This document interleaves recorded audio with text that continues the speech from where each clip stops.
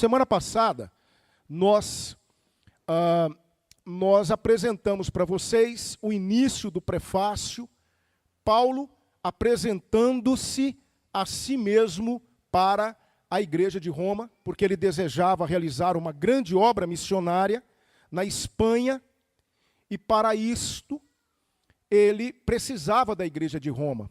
Haviam alguns rumores, algumas coisas acontecendo em relação a Paulo, e Paulo quis então se mostrar, se apresentar para a igreja, mostrando que aqueles rumores que estavam levantando acerca dele não eram verídicos. Então ele se apresenta, ele se autoproclama servo, ele começa dizendo que era servo, depois ele diz que foi chamado por Jesus Cristo para ser apóstolo, depois ele diz que foi separado para o Evangelho de Deus. A partir de agora, aqui, especificamente, nos versículos 2 a 4, Paulo vai apresentar que evangelho é esse que ele prega para os romanos. Ele se apresentou, ele disse, na verdade, era isso que ele queria dizer, que ele não era nada daquilo que pensavam acerca dele. Agora, ele vai apresentar o evangelho que ele pregava. E a primeira coisa que Paulo diz, apresentando esse evangelho, é que esse evangelho foi prometido pelos seus profetas nas Santas Escrituras. O evangelho que Paulo pregava era o evangelho das Escrituras, que havia sido predito nas páginas do Antigo Testamento. Aprenda uma coisa muito importante. Jesus Cristo é a chave hermenêutica. O que isso significa? Ele é o personagem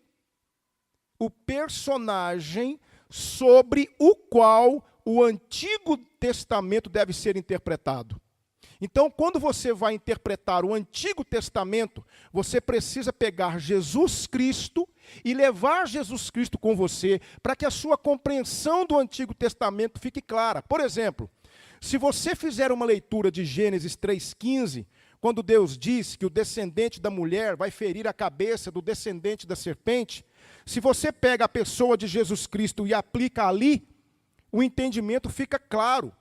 Quando você vai para a Arca de Noé, e você tem a pessoa de Jesus como chave hermenêutica, você percebe que ali a Arca de Noé, ela está falando da salvação que nós temos em Cristo. Quando você vai para o sacrifício de Abraão, quando Deus manda Abraão sacrificar Isaque, e você pega a pessoa de Jesus Cristo, você entende que ali é um tipo de Cristo. Quando você vai para o livro de Levítico, e você começa a ler todas aquelas leis de sacrifícios, e você tem a pessoa de Jesus Cristo como chave hermenêutica, você então entende claramente que aquilo são tipos de Cristo. E é assim em todo o Antigo Testamento. Então Paulo não estava apresentando um novo evangelho para a igreja de Roma.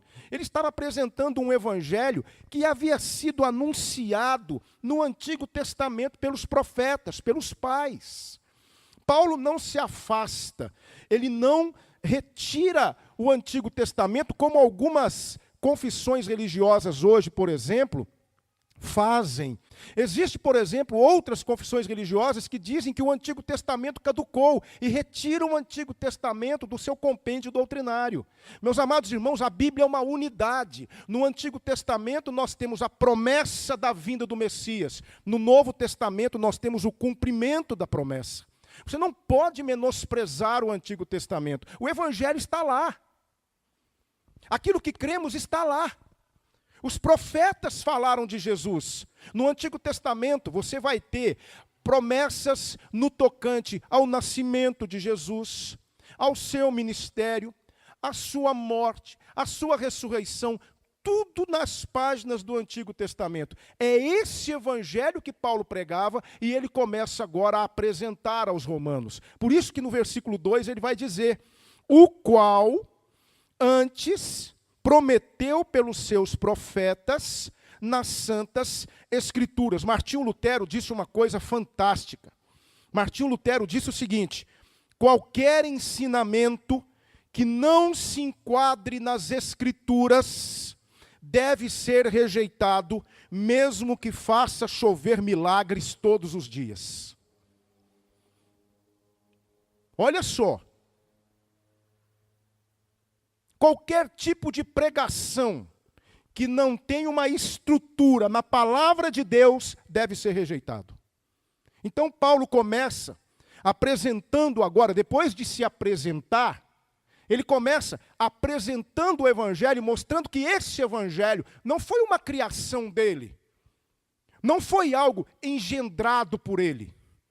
É algo que estava nas páginas do Antigo Testamento, que foi pregado, que foi prometido, que foi anunciado pelos profetas nas Santas Escrituras. E no versículo 3 e 4, Paulo vai, em poucos versículos, irmãos, ele vai dar uma síntese poderosa, magistral, deste evangelho que havia sido prometido. O evangelho fala de quem, irmãos? O evangelho fala de Jesus Cristo. Evangelho é Jesus Cristo. As boas novas de Deus se chama Jesus Cristo. Então ele começa o versículo 3 dizendo, acerca de seu filho. Lá no versículo 2 ele diz, este evangelho para o qual eu fui separado, ele foi prometido pelos profetas nas Santas Escrituras, e ele fala de seu filho. Agora preste atenção, que coisa extraordinária. Primeiro Paulo diz, ele nasceu da descendência de Davi segundo a carne. Quando Jesus era chamado de filho de Davi, isso significa dizer que ele era o Messias. O povo judeu aguardava um Messias, mas o Messias do povo judeu era um Messias político. Eles aguardavam um Messias que os libertasse da tirania de Roma, um Messias que os libertasse do poder de Roma e restaurasse Israel ao seu poder supremo, ou a sua hegemonia que teve nos tempos do rei Davi. Davi é o personagem mais importante de Israel. Não é à toa que na bandeira de Israel estão as duas letras em hebraico da palavra Davi. O Dalet, que é aquele triângulo com a ponta para cima, e o Vav, que é aquele triângulo com a ponta para baixo. Aquilo é chamado de estrela de Davi. Está na bandeira de Israel. O povo de Israel tinha uma esperança messiânica de que o Messias viria, desbarataria os exércitos romanos e restauraria Israel, não é? Como potência mundial. De repente vem um homem pobre de Nazaré, ensinando uma mensagem de amor ao próximo, ensinando que você deveria oferecer a outra face, ensinando que se alguém caminhasse, te pedisse para caminhar 1 milha, você tinha que caminhar 2. Um homem que foi preso pelos soldados romanos, não ofereceu resistência. Um homem que foi pregado numa cruz e morreu da forma mais vexatória possível, porque morrer na cruz era reservado para o pior dos piores elementos da sociedade. Lá no livro de Deuteronômio, o Senhor disse, maldito aquele que for pendurado no madeiro, e Jesus foi. Que Messias é esse? Por isso que Jesus se tornou escândalo para os judeus. Paulo vai dizer na sua primeira carta aos Coríntios, no capítulo 1, que a mensagem da cruz é o quê? É escândalo para os judeus e loucura para os gregos. Mas Paulo reitera uma coisa muito importante. Ele diz, é esse Messias, o Messias verdadeiro. É esse Messias que veio da descendência de Davi segundo a carne. Meus amados irmãos, o judaísmo ortodoxo, aquele judaísmo de raiz, até hoje rejeita Jesus como Messias de Israel. Eles ainda aguardam a vinda do Messias. Eles ainda estão esperando esse Messias chegar para que Israel possa ser a potência mundial que foi nos tempos do rei Davi. Por isso eles rejeitam essa doutrina que é basilar na nossa fé. Nós cremos no Messias segundo a carne. Paulo vai ter uma razão para dizer isso, porque segundo a carne ele foi o quê? Ele foi maltratado, ele foi humilhado, fizeram com Jesus tudo o que quiseram fazer. Cuspiram nele, bateram nele, colocaram uma coroa de espinhos na sua cabeça. Ele foi flagelado, ele foi humilhado, ele foi execrado. Então esse Messias que o povo judeu rejeitava, esse Messias que o povo não aceitava como Messias, era o Messias que Paulo pregava, é o Messias que foi profetizado no Antigo Testamento, era o Messias do Evangelho de Paulo. Entende? Então essa doutrina, essa parte, essa premissa de que Jesus é da descendência de Davi, era algo rejeitado pelos judeus na época de Paulo. Era algo que os judeus ainda não aceitavam e não aceitam até hoje, embora nós tenhamos hoje muitos judeus que creem e se tornaram judeus messiânicos. Então a primeira parte do Evangelho de Paulo fala de algo que era rejeitado já naqueles tempos, que nasceu da descendência de Davi segundo a carne. No versículo 4 ele diz assim, declarado Filho de Deus em poder. Que coisa linda. Por quê? Porque Jesus é o Filho de Deus.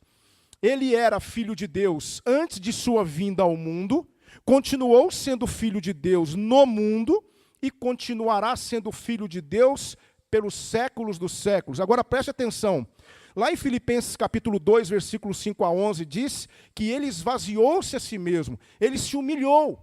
Ou seja, como Filho de Deus, assentado nas alturas, recebendo louvor e glória dos anjos, ele abriu mão desse estado por um momento, ele se humilha, ele se torna um homem, e ele vem a esse mundo. E como homem, ele teve limitações, foi um homem que sentiu dor, sentiu fome, sentiu sono, chorou, se entristeceu, sentia alegria.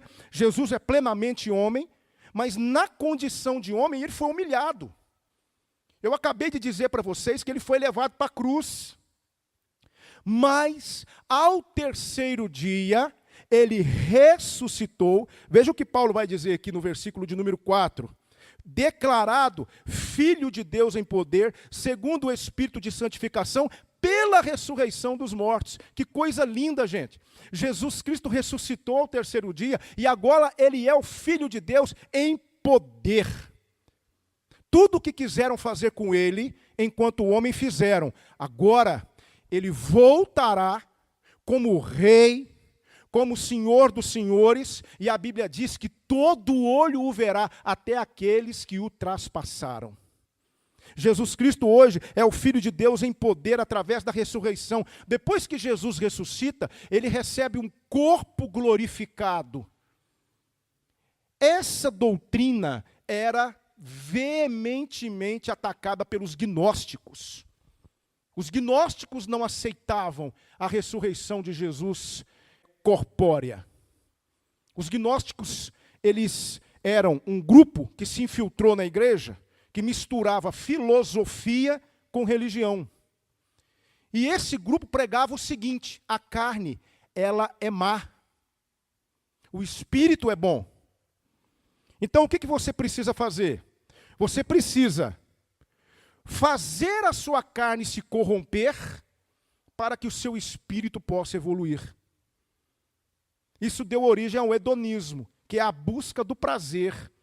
Então, na época de Paulo, essa doutrina estava dentro da igreja, rejeitando a ressurreição de Cristo. Por quê? Não há como Cristo, que é bom, ter ressuscitado num corpo físico que é mau.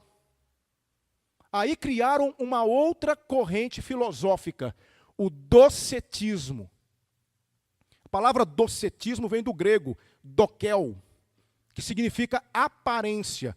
Então, os gnósticos diziam que Jesus tinha uma aparência corpórea, mas ele não tinha um corpo.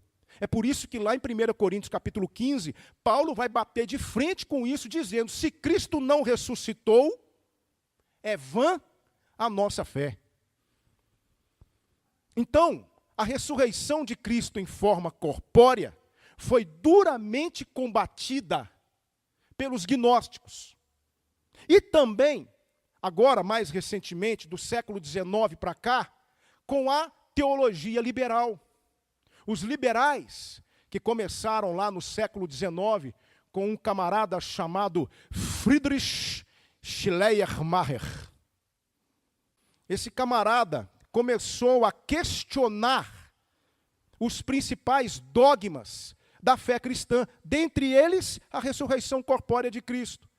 Aí alguns teólogos dominados por essa linha de pensamento começaram a aderir a isso, e isso foi parar nos seminários europeus.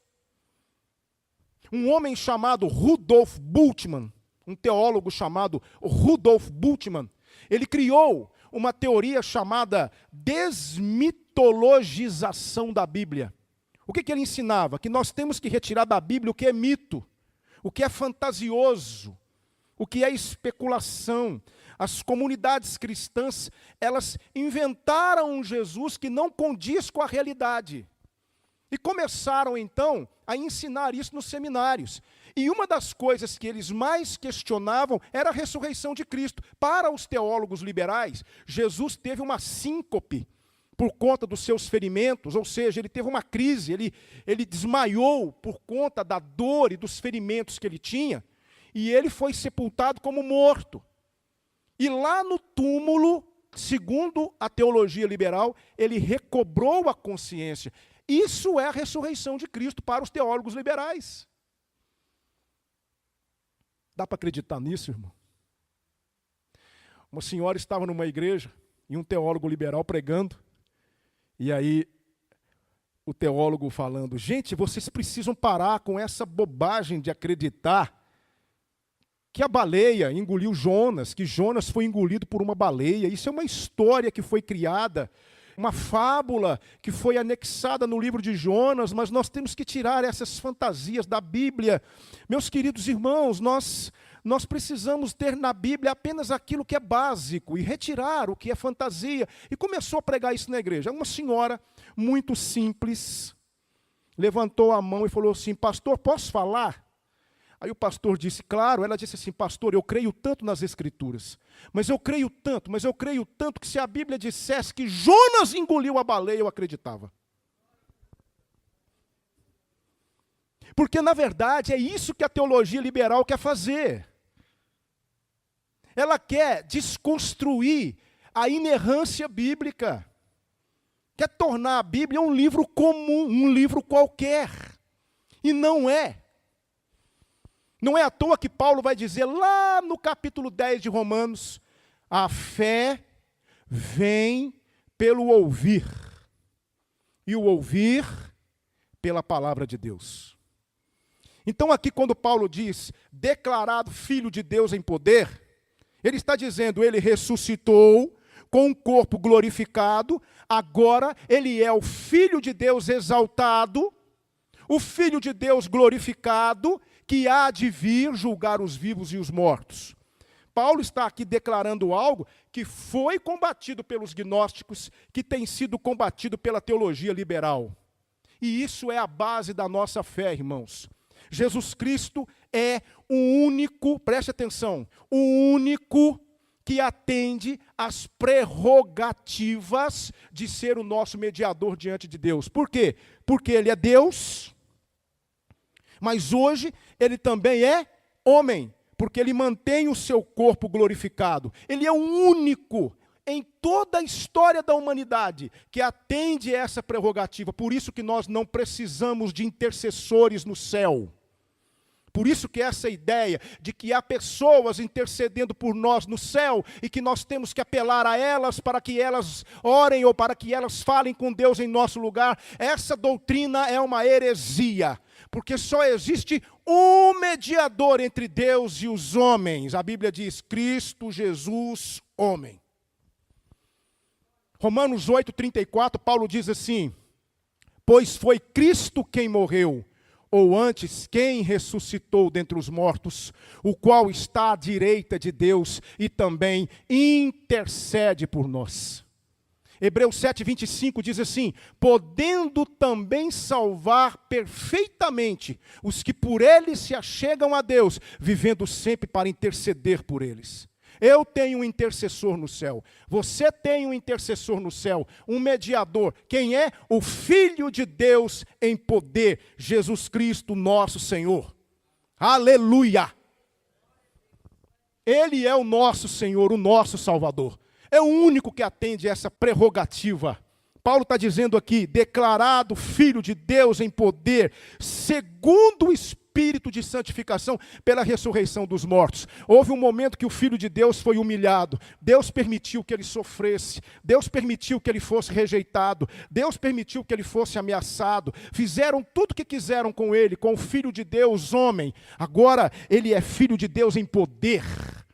Ele está assentado nas alturas, Ele está à direita de Deus, Ele é o nosso mediador, Ele é o nosso Senhor, como Paulo termina o versículo 4. Maravilhoso isso. É o evangelho que Paulo pregava. É o evangelho que Paulo estava apresentando. Paulo também aqui vai dizer que como ele é filho de Deus em poder, isso é uma questão muito interessante, porque lá em João capítulo 5, lá diz o seguinte: por isso os judeus ainda mais intentavam matá-lo. Por quê? Porque ele não só quebrava o sábado, mas também dizia que Deus era seu próprio Pai, fazendo-se igual a Deus. Alguns dizem assim, alguns que objetam essa questão de Jesus ser Deus, dizem assim: Jesus nunca disse que ele era Deus, mas nem precisa. Ele dizia, sou filho de Deus. E quando você fala para um judeu, eu sou filho de Deus, o judeu entendia perfeitamente que Jesus estava se fazendo igual a Deus. Hoje nós temos grupos religiosos que questionam a deidade de Cristo. Na época da história da igreja, nos primórdios da história da igreja, no século IV, um bispo chamado Ário, ele começou a ensinar na igreja que Jesus não era o Filho de Deus em deidade, mas ele era o Filho de Deus como primeira criação de Deus. Porque se existe apenas um Deus, não pode existir dois deuses. Então Ário começou a ensinar na igreja que Jesus, foi a primeira criação de Deus. E que através dele, Deus criou todas as coisas. A igreja reuniu-se num concílio, é conhecido como Concílio de Nicéia, no ano 325, e declarou Ário um herege. E formulou o credo de Nicéia, onde afirmou o seguinte: cremos que Jesus é o Filho de Deus, gerado, não criado, Deus de Deus. Então Jesus Cristo é o Filho de Deus, Ele é Deus entre nós, Ele é o Emanuel, é Deus que veio habitar conosco. Filipe disse, mostra-nos o Pai, isso nos basta. E Jesus respondeu, estou há tanto tempo convosco, e não tendes me conhecido, Filipe? Quem vê a mim, vê o Pai. Como dizes tu, mostra-nos o Pai?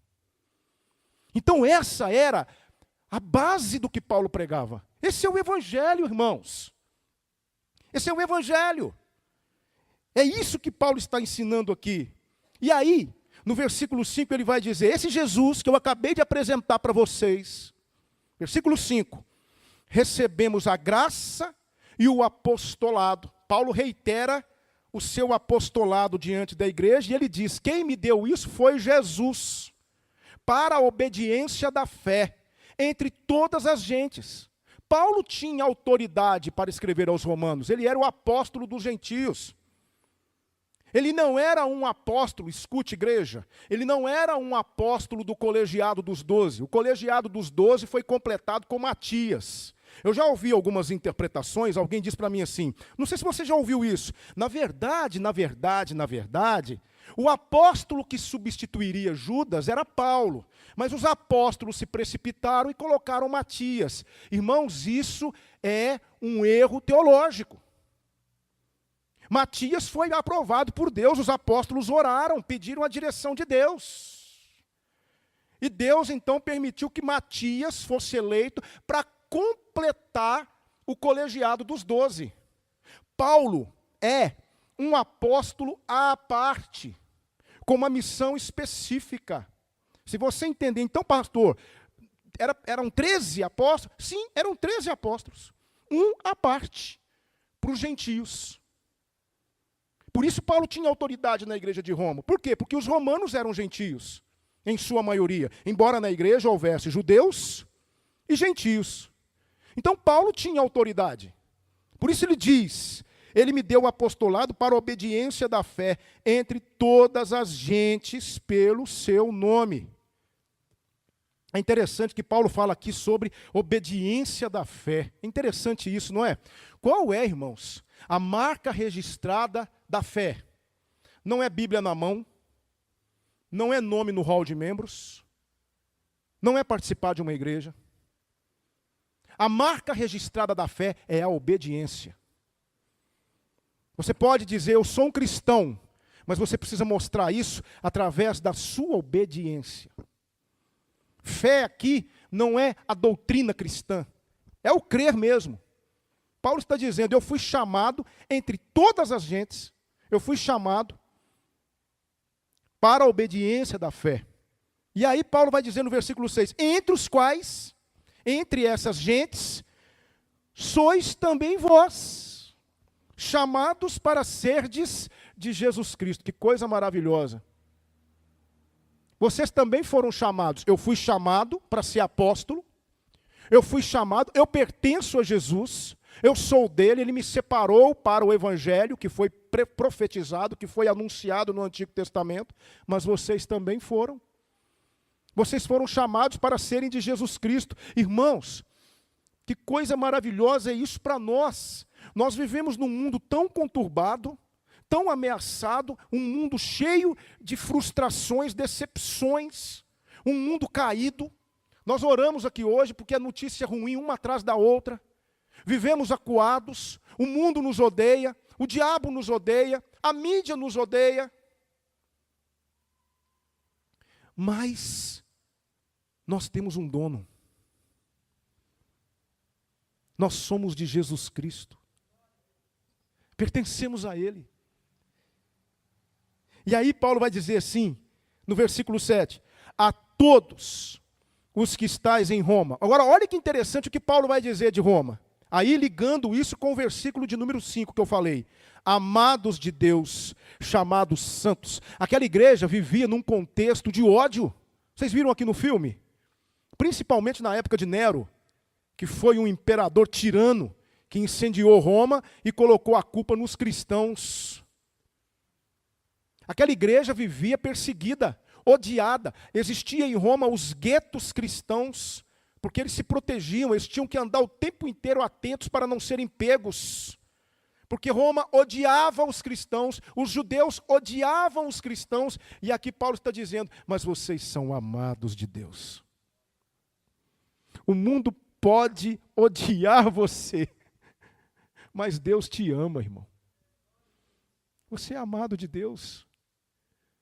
Amado de Deus. Eu fiquei pensando nessa qualidade de ser amado de Deus. E ainda Paulo diz uma coisa, chamados santos. O que a palavra santo significa aqui? A palavra santo significa separado para Deus. Deus pegou você e separou para Ele, para que você viva para Ele. Ele tirou você de um contexto de pecado e trouxe você para Ele. Para que você seja dele, para que você caminhe com Ele. Isso é o sentido da palavra santo. Os crentes são santos. Santidade não é uma prerrogativa de um grupo seleto de pessoas, que num determinado momento ganham o status de intercessores. Não. Toda a igreja cristã, todos aqueles que foram lavados e remidos no sangue do Cordeiro, são santos. E falar de santidade numa cidade pervertida como Roma, meus amados irmãos, a imoralidade reinante em Roma era uma coisa absurda, mas Paulo olha para aquela igreja, para aqueles crentes e diz assim, vocês são chamados santos. Irmãos, existe um povo na terra. Existe um povo na terra. O mundo está cada dia pior. O mundo está cada dia mais elameado pelo pecado. Mas nós somos santos, nós somos o povo que existe nesse mundo. Olha a nossa responsabilidade. Nós somos o povo que existe nesse mundo para mostrar Deus através da nossa forma de viver, através da nossa santidade. Ali naquela cidade promíscua, pervertida, imoral, aquela cidade pecaminosa, havia um povo santo. E que povo era esse?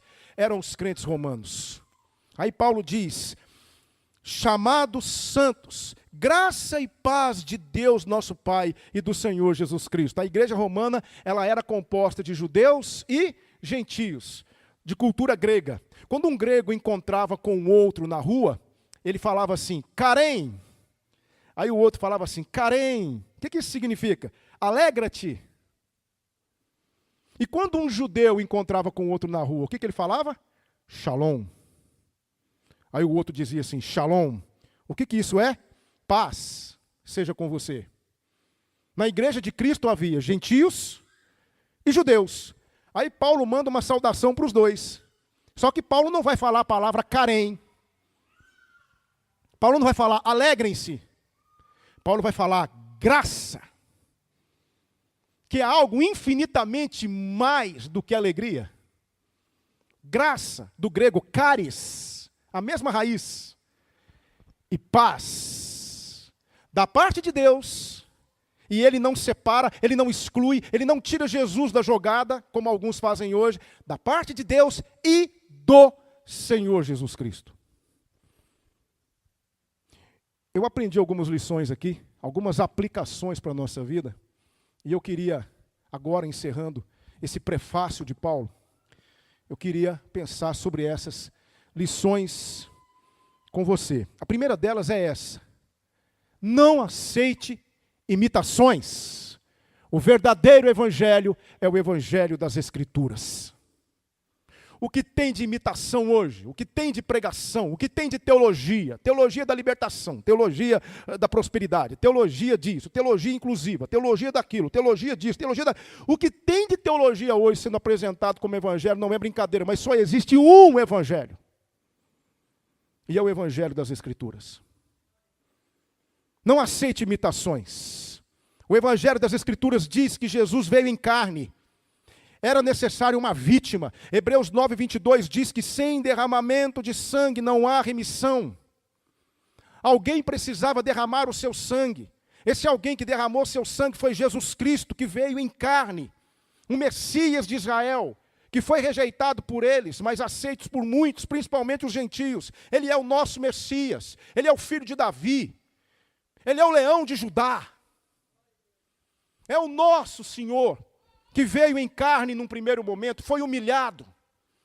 Mas esse Filho de Deus humilhado ressuscitou ao terceiro dia. E ele vive. Está vivo pelos séculos dos séculos. Glorificado. A Bíblia diz em 1 João capítulo 3, versículo 2, uma coisa maravilhosa. Lá diz assim, amados, agora somos filhos de Deus. E ainda não se manifestou o que havemos de ser. Mas quando ele se manifestar, seremos semelhantes a ele, porque assim como ele é, o veremos. Esse é o nosso Senhor. Esse é o Evangelho. Hoje muitos estão abrindo a palavra de Deus e pregando doutrinas de homens. Aqui eu quero dar um conselho para você que está nos visitando nessa manhã. Se você faz parte de uma igreja que não prega o Evangelho das Escrituras, que não fala de Jesus Cristo homem, de Jesus Cristo como Deus, ressurreto, juiz dos vivos e dos mortos, o evangelho completo. Se você é membro de uma igreja dessa, saia dessa igreja. Não estou dizendo para você vir para a minha, não, porque há muitas igrejas sérias por aí. Mas não fique em um lugar onde o evangelho genuíno das Escrituras não é pregado. Porque é ele que foi pregado por Paulo, e Paulo diz lá no versículo 16, não me envergonho do Evangelho, pois ele é poder de Deus para a salvação de todo aquele que crê. Esse é o genuíno Evangelho. Não aceite imitações. Eu estou te dizendo, não aceite imitações. Você vai pregar para mim o Evangelho? Então eu quero ouvir o Evangelho. É chato? É. É indigesto? É. Às vezes é indesejável? É. Não tem muitos atrativos? Não. É recheado de promessas? Não. Mas é poder de Deus. Eu só estou aqui por causa dele. Você só está aqui por causa dele. Essa igreja só existe por causa dele. Ele é poder de Deus. Então não aceite imitações, querido. Procure uma igreja, e há muitas, que pregam o Evangelho. Eu não estou dizendo para você buscar uma igreja perfeita, mas igrejas que pregam o Evangelho. O evangelho que Paulo pregava. O evangelho que foi profetizado no Antigo Testamento. O evangelho que fala de Jesus Cristo como Deus, como homem, como ressurreto, como mediador. E aí eu aprendi uma outra lição.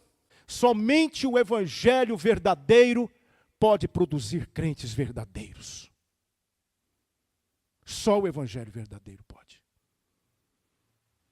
Somente o evangelho das Escrituras pode produzir verdadeiros convertidos. Eu vou dizer para você, existe uma quantidade de gente que está na igreja e não sabe por que está lá. Existe um monte de gente que está na igreja por causa do amigo, por causa dos pais, por causa do louvor, porque gosta do pastor. Você precisa estar na igreja por causa de Cristo. E a única maneira de se estar na igreja por causa de Cristo é se o evangelho verdadeiro for o seu evangelho. Quando eu falo igreja de Cristo, eu falo no sentido espiritual, não no sentido local.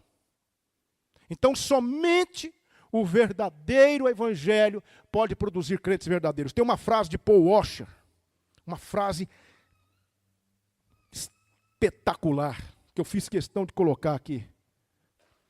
Pastores carnais que usam meios carnais para trazer homens carnais para suas igrejas, continuarão a usar de meios carnais para manter estes homens carnais em sua igreja carnal. Qual é o motivo da nossa pregação, irmãos? É a palavra de Deus. Se você se utilizar de meios carnais, você produzirá crentes carnais. Se você se utilizar da palavra de Deus, você produzirá crentes espirituais. E isso não é mérito do pastor, isso não é mérito do professor, isso não é mérito da igreja, isso é mérito do Espírito de Deus. E eu encerro esse prefácio com uma última lição. Nossos verdadeiros valores estão muito além do que os olhos podem ver. Quando as pessoas olham para a gente, o que elas veem? Um cidadão comum que anda para lá e para cá, que vai no supermercado, que vai na barbearia, que vai na loja de departamentos, que dirige no trânsito, que vai para a escola, que vai para o trabalho, que se relaciona com os vizinhos. Humanamente falando, nós somos iguais a todas as pessoas, irmãos. Mas existem valores que nos pertencem, que vão muito além do que os olhos podem ver. Quando as pessoas olhavam para os romanos, eles se vestiam como todo mundo, eles iam em todos os lugares, eles transitavam nas ruas de Roma, ninguém percebia nada, mas aquele povo era um povo amado de Deus, eram santos, pertenciam a Jesus Cristo. Então eu quero que você saiba, você tem valores que você precisa manter diante de Deus, mesmo se as pessoas não veem. São os nossos valores. São os nossos valores. Eu sou uma pessoa pecadora, sou falho, erro o tempo todo, mais erro do que acerto, mas eu tenho consciência de que eu tenho valores. Eu quero orar por você nessa manhã.